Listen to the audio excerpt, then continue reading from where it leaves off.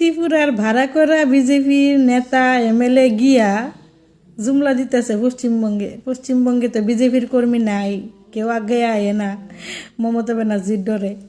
তো পশ্চিমবঙ্গে ত্রিপুরার থেকে ভাড়া করে এমএলএ আর নেতা লয়ে গেছে, টানিখুনি নেতা গিয়া ইয়ানো জুমলা দিতেছে, কি সুন্দর জুমলা দিতেছে।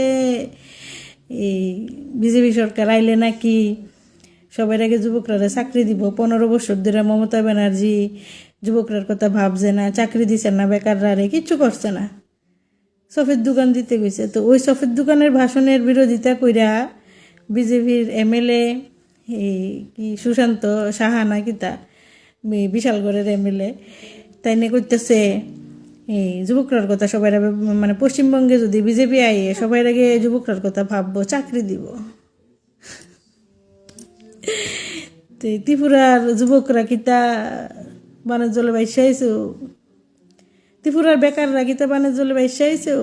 হ্যাঁ, মানে শক্তি আছে ঠিক ওই শক্তিরে কিতা কাজে লাগা না কিতা ইতানে, মানে চোখ আছে কান আছে শুনে না, চোখ আছে দেখে না, মানে এত মিশা কথা কেমনে কয় ভাই? মানুষ কুলে জন্ম লইয়া এত ঢপ এত মিশা কথা কেমনে কয়?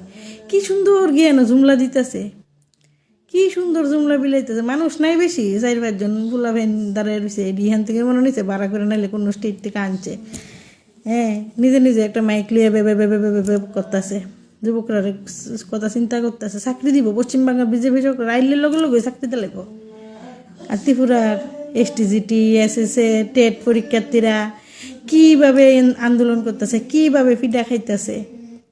হ্যাঁ, শিক্ষকদের বিরুদ্ধে গিয়ে সুপ্রিম কোর্টে কেস করে, স্কুলে শিক্ষক নাই, চাকরি নাই, শূন্য পদ পড়ে রয়েছে, বছরে 50,000 চাকরি দেওয়ানের কথা, কয় হাজার চাকরি দিছে।